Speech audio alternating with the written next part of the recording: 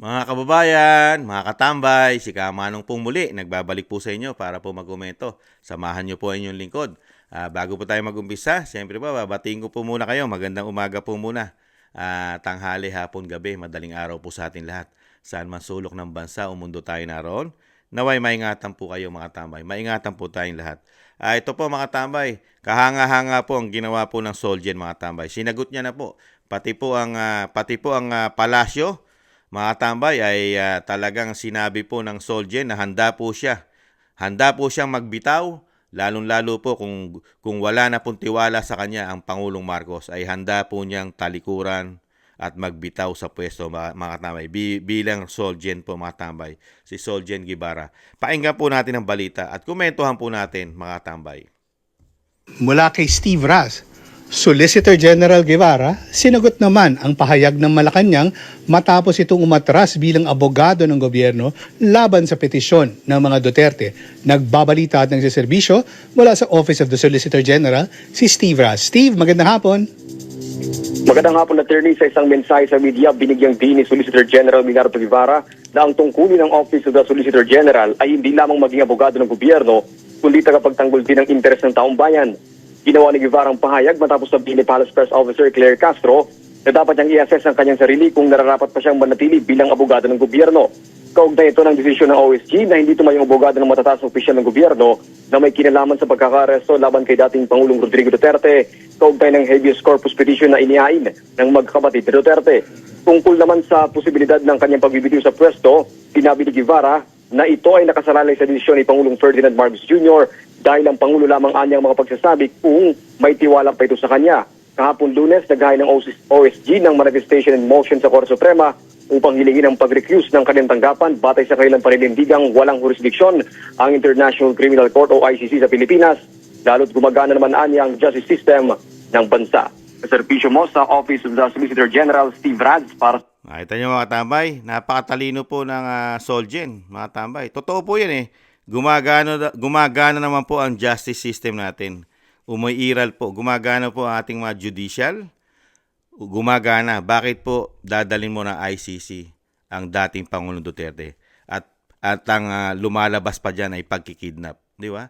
Tapos binabatikos pa po ng USEC, ng PCO, na si Attorney Claire Castro, ang Solgen, binabatikos po dahil sa hindi po niya pagtayo at pagtatanggol sa taong gobyerno, mga tambay, dahil nga po sa nakikita niya po at may paninindigan po ang Solgen na si Solgen Guevara na siya po bilang Solgen, bilang abogado ng gobyerno ay hindi lang po siya sa gobyerno, mga tambay, hindi lang po sila sa mga politiko, hindi lang po sila sa mga nasasangkot na katulad po niya na ginawa po na abogado ka ng gobyerno, taong gobyerno, hindi lang siya abogado ng taong gobyerno.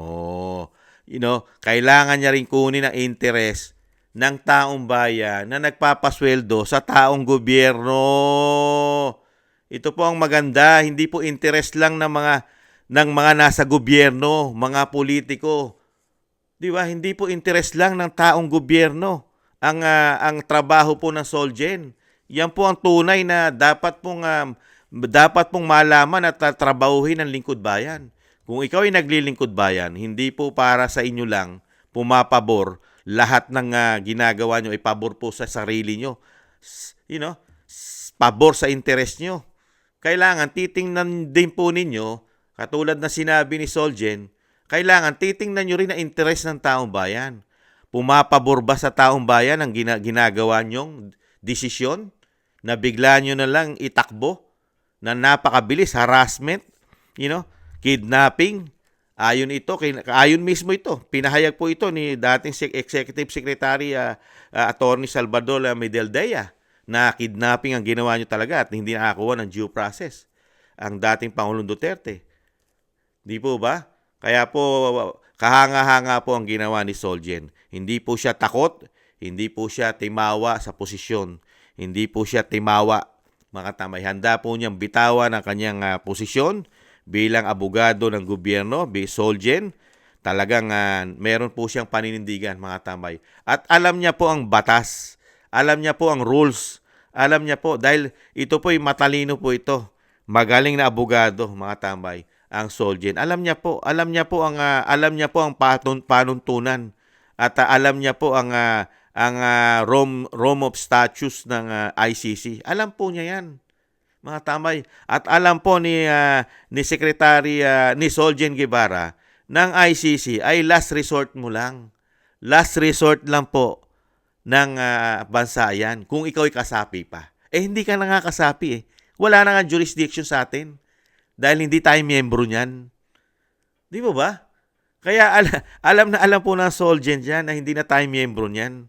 At isa pa, ang proseso ng ICC, hindi nangingidnap. Hindi po sila nangingidnap.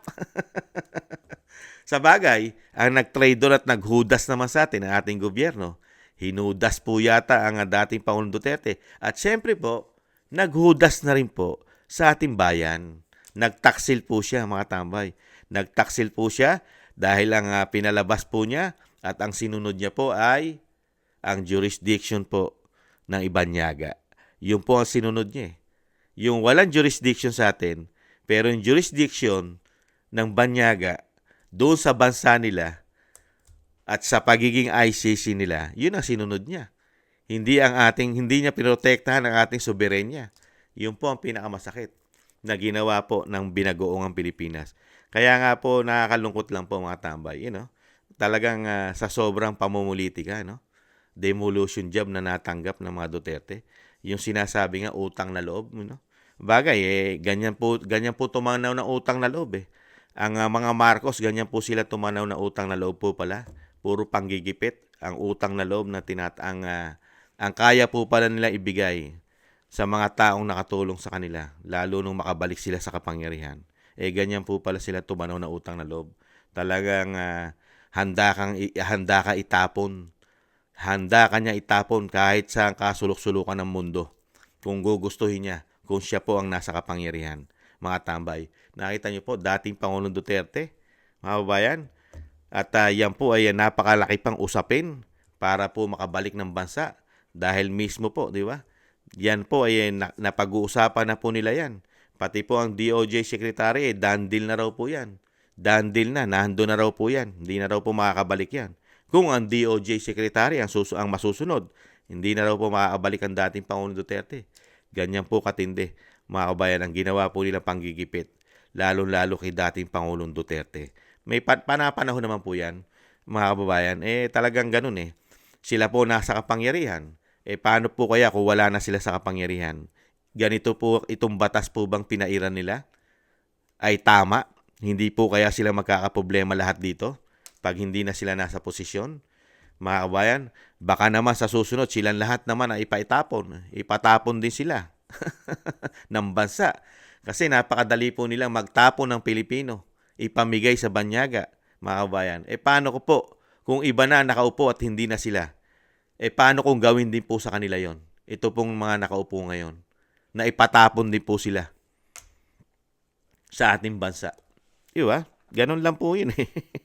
Kaya po nakakalungkot. Kahanga-hanga po. Proud na proud po si Kamanong na meron po isang Solgen na may paninindigan. Mga tamay. May paninindigan po siya. May prinsipyo. May prinsipyo po si Solgen Guevara.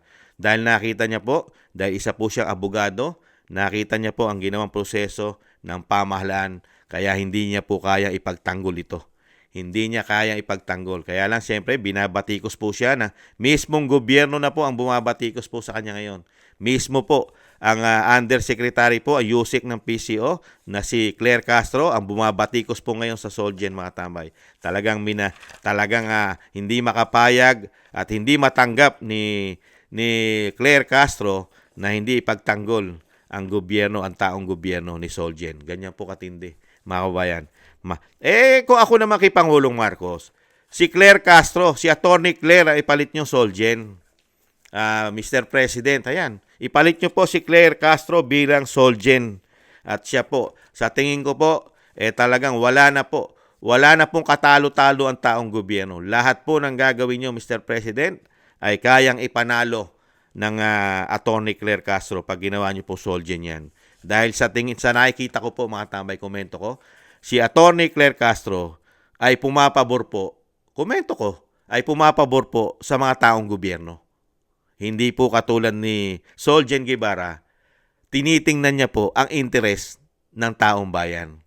Mukhang si Attorney Claire, mukhang tinitingnan niya po ay interes ng mga politiko, interes po ng taong gobyerno. Yun lang po yung mga tambay. Magkaiba po sila ng paninindigan, mga tambay, ni Soljen Guevara at ni Attorney Claire. Ibang-iba po. Kung titingnan po natin, magkaiba. Ibang klase po. Hindi natin alam dahil hindi kaya kamag-anak ni Franz Castro yan na sumusuporta sa CPP and PNDF. Nagtatanong lang si Kamanong. Kaya po hindi natin makikitaan yata ng prinsipyo yan na katulad ni Soljen. At ganoon din po ang Pangulong Marcos.